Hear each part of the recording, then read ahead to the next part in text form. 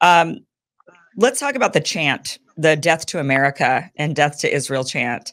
So that's what makes the news here, right? It's that Israel is, Iran. Excuse my Freudian slip, which is more accurate, I think. Iran is a hostile actor towards the United States. And there's evidence of this because of the chant. You know, you see them in their legislature chanting "Death to America, Death to Israel." What does this mean? I mean, do you want to blow us up? Do you think the government wants to blow us up? Well, obviously not. But the thing that I always tell my friends when they bring that up is that look at U.S. actions and Iran's actions against each other, like the other nation. How many times has the Iran attacked like U.S. interest or Israel, even Israel's interest, and how many times have the U.S., for example, imposed sanctions on us, supported an armed terrorist against us, attacked our bases and everything. So it's one thing to say death to you and another thing to actually bring death to the people, because if the US sanctions have been actually killing people inside Iran, there are people who cannot access medicine because of US sanctions, and the third party sanctions make it even more difficult. In one example, there is this butterfly disease that a lot of kids or some kids get it, and it's a very severe and very difficult condition, and it requires a particular wound dressing. And Iran used to buy that wound dressing from a Swedish company, but the Swedish company stopped selling it to Iran, citing US sanctions. And so while Iran was working on developing a domestic version of that dress wounding, a lot of these children died. So nobody is talking about that. This is death to Iran. This is an actual death to Iran, and nobody is talking about it. But the other point is also that the word that we use in Farsi, which is "marg bar Amerika," marg bar, it's like death to is not a very exact translation of that, because we can use marg bar for abstract ideas. You can use that for, like, I don't know, any school of thoughts, like traffic or anything that you get angry with. So it does not really mean, it's not literal. And a better translation would be "down with." And actually, that's like you see a lot of, for example, if you go to a rally, like a pro-Iran rally inside Iran, you will see the signs or the banners that people are carrying usually has a better translation, which is "down with," and it's because of the policies that they have exerted against us. So no, we don't want to blow anyone up, and we have never done that. Unlike US and Israel, but we have never done that. And actually, the Iranian people are very welcoming to other cultures. And because the American dream has been selling pretty well inside Iran, Americans are highly welcomed and celebrated inside Iran. It's like if you travel as an American inside Iran, people get really excited and they want to talk to you, and they're very friendly to you. So you say things like "death to traffic," "death to taxes," "death to." It's like is this like a common phrase you use just for anything you don't like? It's not that very common, but yes, it is. Like you even have songs where that's like it's used to say like death to, I don't know, something that is bad. So it's not for people. Okay.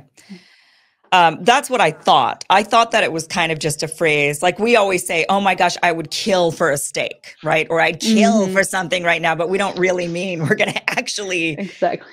Although the steak, you do have to kill something in order to eat that steak. So I guess that wasn't exactly the best example. But it's like I'd kill for warm weather right now, and we don't really literally mean that. But there are many times in our language where we say things that when we're so used to hearing it that we don't stop to actually think what we're saying and how that sounds to a foreigner who's listening to us and interpreting it for the first time and saying, "You do what?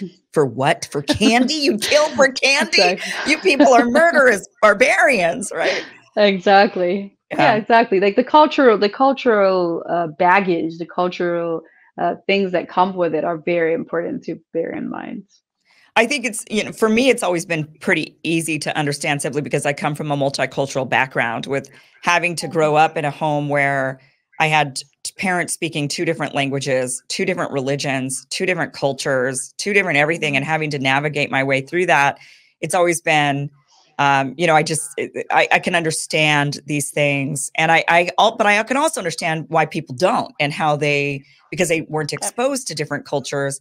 They've been living in their bubble, and they think the world, you know, they just haven't had that exposure. It's no fault of theirs, except for, you know, just life circumstances.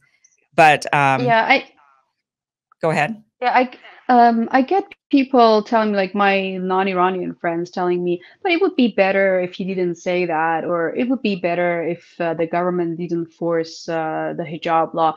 And I will say, yes, you're right. Maybe it would be better, but you are not in a position to tell Iranians what to do.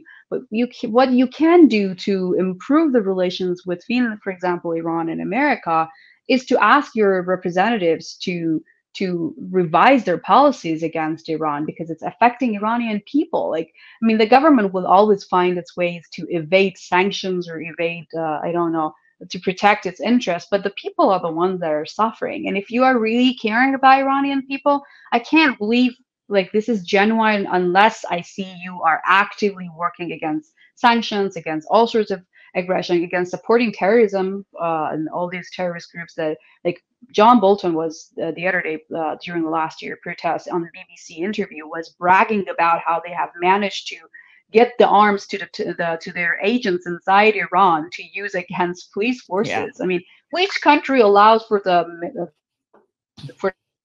massacre or the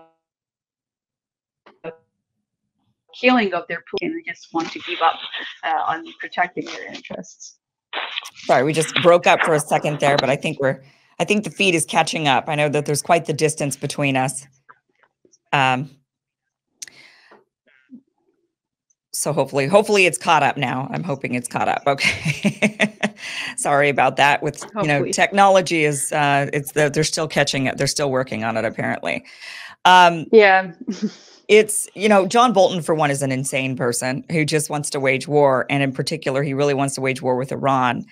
The sanctions and whatnot on Iran, you know, it's amazing to me how the United States government and even a lot of the people are just really able to hold a grudge.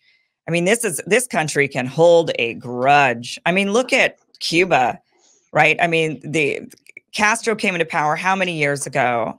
And yet the United States still won't let it go. The Castros aren't even in power anymore, but it doesn't matter. It's just this punishment of the Cuban people, punishment for them not toppling their government, essentially, for, you know, putting these sanctions on them, hoping that they would rise up and topple their government. They don't. And so we just keep on it. Just that ability to hold the grudge. Same thing with Iran. I mean, it really seems to have come down to when the Shah was in the revolution, you know, 46 years ago, right? 45, 46 years ago, this revolution happened, and the U.S. has not been able to get over it, has not been able to get over the Western contractors which part of my family were some of those oil contractors that were booted out of the country because Iran was going to take things over, the government. And it just hasn't been able to, and really, you know, that it's interesting how the dynamic has shifted with Israel, or I'm not sure if it has or if it hasn't, but clearly it seemed that the United States really buddying up with Israel and and supporting Israel, creating that military base in the Middle East. Really, a lot of that was pointed at Iran, right? It was after the fall of the Shah, and it was directed at Iran. Like, we got to stick around. We got to be nearby. We have to have this base here because we want to keep eyes on Iran. And we want to try to topple that regime and put our guys back in power. That obviously has not happened. And I don't know if that relationship is still, if Israel is doing whatever the United States wants and is allowing itself to be a military base because it's dependent on the United States, or if that dynamic is shifted. I kind of think the dynamic is shifted. And over time, the Israelis figured out how to manipulate the US government. And that was through lobbying and money into the political system. And now I don't know who's in charge. I don't know who's, you know, but there was definitely a period of time, I think, that Israel was used by the United States as a base, as a military base, eyes and ears, and using Mossad to do things that the U.S. couldn't do legally to try to topple the Iranian regime. Yeah, that's exactly how it is, and it's kind of as an Iranian, it's become more confusing exactly, like who is controlling the other one. And to be honest, with the recent, uh, like U.S. messaging to Iran that and to Israel, that the U.S.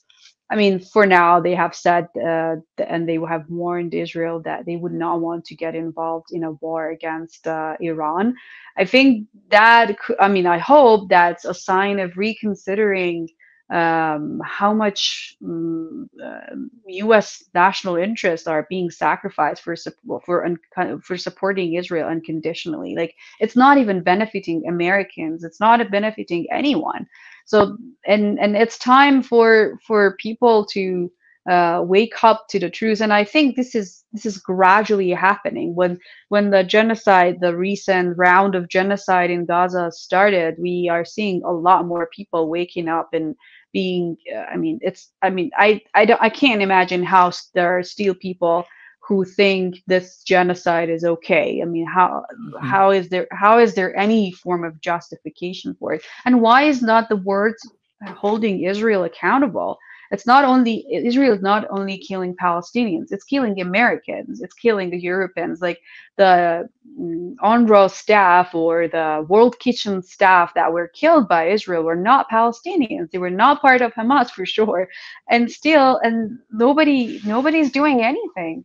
They're not even condemning the attack. So I think we need to see more objection to the impunity that Israel is getting for all the crimes that it's committing against all nations.